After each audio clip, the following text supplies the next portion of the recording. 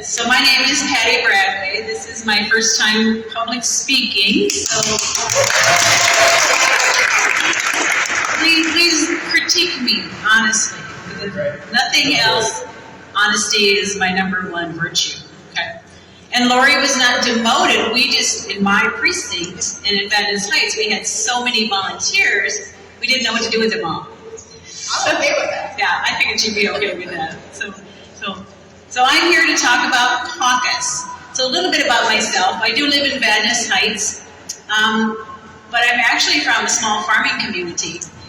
My great-grandfather came to Minnesota, and in 1858, when we became a state, is when he was granted, I think it was through the Homestead Act, from the railroad, we have our farmland.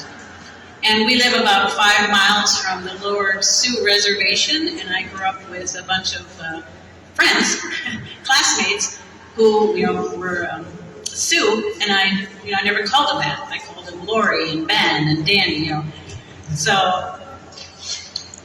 that's a little bit about me.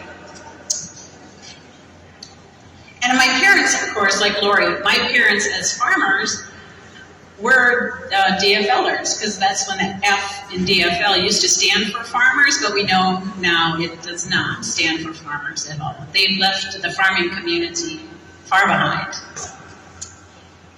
So I first got into politics actually in 2020, but I have former President Obama to thank for getting me interested in politics, right? So before his presidency, I didn't pay much attention. I was working, I had kids that I was raising, they had sports, and I had, church events to do. But after he became president, and when he was thought to be the great uniter because of his heritage, and it turned out to be the massive divider that he was, I started paying more attention to it and what was going on in the world. And it was about that time that I joined Facebook. I had a 4-year-old in 2009, and my daughter went off to college in 2009. So I thought I'd get on Facebook and try to keep track of her, which didn't work, of course.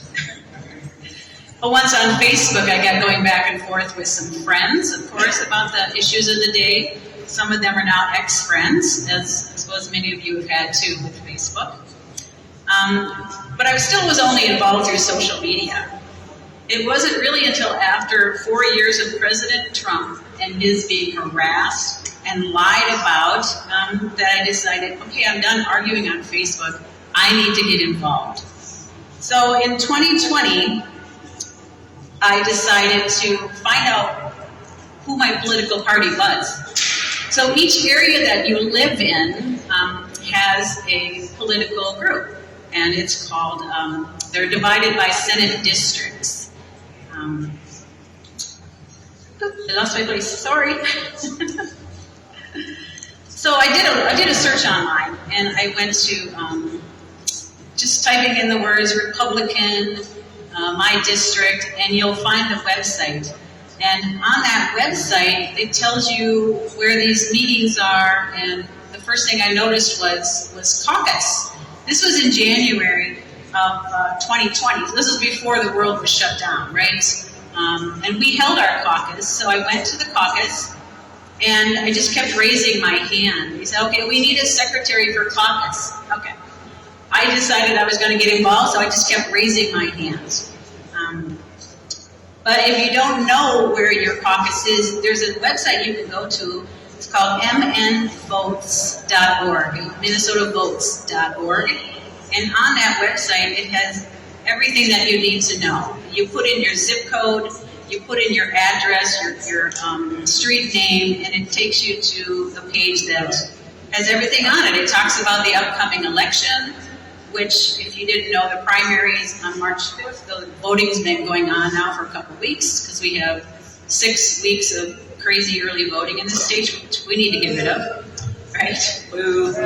It tells you where you vote, it tells you what precinct you're in, it tells you, they give you a map of your location, it talks about your congressional district, the Minnesota Senate district, the House district. It even tells about your county commissioner, who that person is, what area you're in, your school district. If you don't know what school district you're in, you can go to this site, mnvotes.org, and it'll tell you what your school district is. They have a sample ballot when it's coming up in the fall. If you don't know who's on the ballot, they have on that site, you can pull up your ballot and see who's on it, so you can research them if you haven't already. And there's also a list of where all the drop boxes are in the area. If you want to go drop your ballot in a drop box. So the website is really pretty handy. So like I said, Minnesota is divided into 67 Senate districts, and in each Senate district there are 2 houses, an A and a B side. So this was all new to me back in 2020. It was just 4 years ago. But so once you find that out, you go and search for their website, and you can get involved by going to meetings and stuff like that. So at caucus, let me get to what I was sent up here to talk about. So caucus. In 2020, it was in February, so it was pretty early. This year, it's February 27th, so it's coming up in about 3.5 weeks. So if you don't know where your caucus is, please plan on attending, because this is the roots of grassroots, right? This is caucus.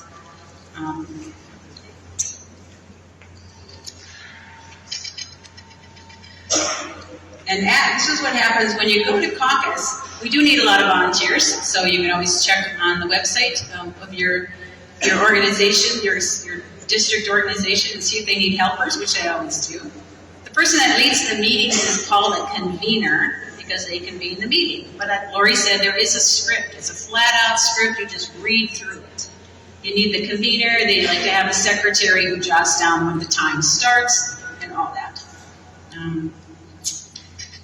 The first thing they really do is each precinct. So the precinct is your neighborhood. That's where you live. That's the people that you're closest to. They want you to elect a chair and a secretary of your precinct. And many people in Minnesota they don't do that. So you said I could talk as much as I want to. Sorry. The important thing to do at caucus, though, is you elect delegates. This is where you are elected to go on to the Senate district, and from there you get to go to their convention and you can vote. And from the Senate district, you create or vote for new delegates who will go to the congressional district, and from there to the state district. So it really is at the caucus where you start to take those steps into the bigger world of the politics.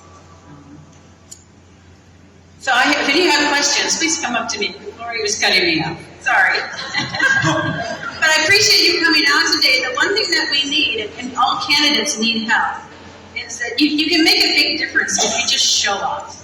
We have so many people who want to be delegates for one reason or another to vote for their candidate for governor or their senator, whatever, but then they don't come anymore. They come to caucus, they come to the convention, and then you don't see them for another 2 years, which is very frustrating. So if you want to get involved, you got to commit to it, and it'll be rewarding. It's very rewarding. So thank you all. God bless.